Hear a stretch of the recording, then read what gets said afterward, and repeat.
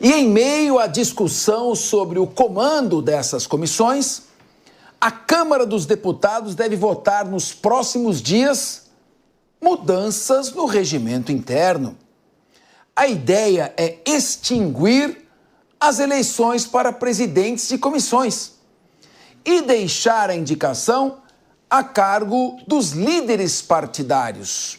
Eles é que vão escolher, então, quem seria o presidente de cada comissão.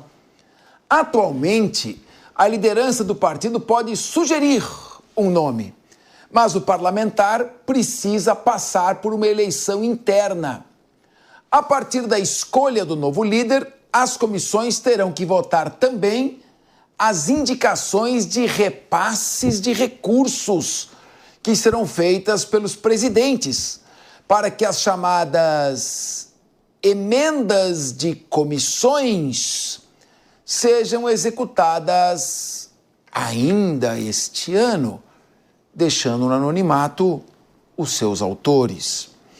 Jess Peixoto, mudanças no regimento interno. Quer dizer, o líder passa a ter o poder de indicar. Então é feito o acordo de lideranças, cada líder, você fica com essa, você fica com aquela, você com essa. E aí ele simplesmente indica sem poder de veto. Vai dar pau essa mudança de regimento, hein? Vai dar, e vou te falar, Capês, uma das grandes críticas que Arthur Lira sofreu no tempo em que foi presidente da Câmara, há pouquíssimo tempo, por sinal, é o quanto ele tirou força da lógica individual do parlamento, ou seja, de cada deputado, para executar na figura dos líderes todo este poder. Eu vejo que essa mudança no regimento, ela é péssima. Eu acho que no final do dia ela ela tira o holofote, ela tira ali a força dos deputados, da lógica de votação, das lógicas de aprovação, e ela faz com que a reunião dos líderes, que já tem muito poder no Congresso Nacional, seja onde tudo é decidido. Lá no Congresso Nacional tem uma realidade muito comum, que é que os votos não vão individualmente aos deputados, porque o colégio de líderes fecha as votações e elas passam a ser simbólicas, mesmo com francas e amplas discordâncias, até por conta do nosso sistema partidário aqui, que nem sempre tem, ou quase nunca tem, a ligação ideológica. Então, uma mudança como essa, ela realmente é um retrocesso, não só em termos de voz dos parlamentares nos 513 que detêm o cargo, mas também em relação à própria lógica de funcionamento do segundo ponto, que é a questão das emendas e a questão da transparência em relação às emendas e também da assinatura em relação às emendas, de quem que é aquela assinatura final do projeto e da indicação. Então, eu vejo com não bom tom as duas mudanças que estão em curso. Emerson Tawil, você sabe, meu amigo, que eu fui presidente da Assembleia Legislativa aqui em São Paulo. Lá o colégio de líderes tem muita força. Então senta lá o presidente, senta os líderes. O que nós vamos discutir hoje? Então, que tema que é esse? Que outro tema? Aí faz congresso de comissões para não precisar passar o projeto para uma comissão demorar muito. O colégio de líderes é bom porque ele acelera o ritmo das votações. Mas é ruim porque torna o deputado que não é líder um semideputado. Exato. Como você vê essa questão aí de equilíbrio e um regimento interno que agora vai permitir que sequer se discuta quem serão os líderes das comissões? Discute entre os líderes ali, os partidos, indica e está feito. É um retrocesso, como a colega mesmo disse. E aí voltamos a, mais uma vez, cada um olha para dentro de si. Esses interesses obscuros que tentam colocar em pauta, e aí tem agravante também, porque teria necessidade também de fazer algumas alterações dentro do próprio estatuto de cada partido. Por qual razão? Porque às vezes o indicado não tem uma fidelidade, ainda que indicado pelas próprias comissões, responsável pela comissão, ele não tem uma fidelidade com o partido, e isso teria um comprometimento desse direcionamento dessas emendas parlamentares. Aí, como você bem disse, 53 bilhões hoje, sem contar que eles têm um pano de fundo, dizer que existe uma celeridade das emendas estruturais, que é para os estados, e também chamadas emendas PIX, que é para os municípios. De todas elas, inclusive, 50% seriam destinadas à área da saúde. E eles entendem que um direcionamento para um grupo de hospitais, por exemplo, seria muito melhor do que para cada um hospital direcionado dentro de cada municipalidade. Mais uma vez, o Congresso acaba se reinventando. Eu não sei onde a gente vai conseguir chegar nesse aspecto, Capês, porque o retrocesso é cada vez maior, cada vez menos a gente vê um comprometimento dos nossos parlamentares eleitos democraticamente, com a sua visão e sua ótica voltada à coletividade, ao povo, mas, sobretudo, se degladiando por interesses obscuros, principais e, sobretudo, sob a ótica do dinheiro. Paulo Loyola, além desse comentário sobre esse tema, abordando também, eu queria ouvir a sua opinião sobre qual a importância que tem as comissões temáticas, justiça, finanças e orçamento, saúde, educação, segurança, enfim. Qual a importância que elas têm numa casa que se decide muito pelo acordo dentro do colégio de líderes e deputados que apertam ali o sim ou não votando, sem saber sequer o que estão votando. Com a força que elas têm num sistema legislativo que funciona à base de emenda parlamentar e acordos que são acordos muitas vezes feitos em pequenos núcleos de entendimento.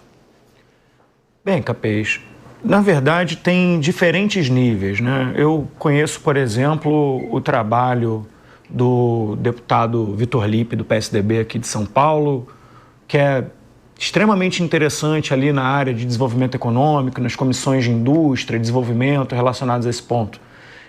Conheço o trabalho de gente da Assembleia Legislativa, como, por exemplo, a deputada Marina Elou, da Rede, faz um trabalho extremamente sério ali relacionado à educação. A própria deputada Tabata Amaral tem feito um trabalho também interessante na pauta de educação, entre vários outros trabalhos aí que são desenvolvidos nesse nível das comissões e que são trabalhos técnicos muito bem feitos, muito bem desenvolvidos. Ao mesmo tempo, temos também as comissões que são utilizadas, às vezes, só para gerar barulho, para gerar conteúdo para as redes sociais, para ocupar espaço na mídia, na cabeça do eleitor, para trazer as polêmicas, o que particularmente também entendo que faz parte da política. Então, foi o caso da deputada Carolina Detoni, quando ficou à frente da CCJ, que botou em votação ali diversos projetos que não tinham a menor chance de passar, vários projetos inconstitucionais, inclusive, que passaram ali pela Constituição, mas que serviram para a deputada produzir aí um conteúdo para manter a sua base mais ativa. Então, eu acho perigoso a gente generalizar, porque, de fato, é feito um bom trabalho aí por alguns parlamentares que a gente conhece, a gente sabe que trabalham muito sério nesse sentido. Muito bem. Lembrando que você citou alguns, mas são 513 que estão lá. Eu queria mandar um abraço ao Vitor Lippe, que foi prefeito de Sorocaba e realmente é um excelente deputado. Um abraço para você, Lippe. E a sua opinião, Priscila Silveira? Capês, os meus colegas já que disseram a respeito da emenda e da questão de restrição com relação ao poder de escolha, né, que na verdade vai sofrer um esvaziamento. Mas, por quê? Porque a gente tem a eleição hoje feita pelos pares, mas a gente também tem que lembrar que nessa minuta foram trazidas outras situações, por exemplo, né, a questão ligada à eleição. Então, atualmente ele é eleito, ele fica um ano, no ano subsequente, tendo esse poder, né, de presidência na comissão. Segundo a emenda, na verdade, a minuta apresentada, o que vai acontecer? Poderá ser trocado a qualquer tempo, né, havendo uma discordância ou uma briga ou até mesmo um interesse entre os colegas, podendo então deixar, né, e podendo ser trocado a qualquer tempo, o que traz, sim, uma insegurança para essa presidência. É claro que tudo que é ruim, a gente, né, entende que deva ser trocado, mas já é um mecanismo colocado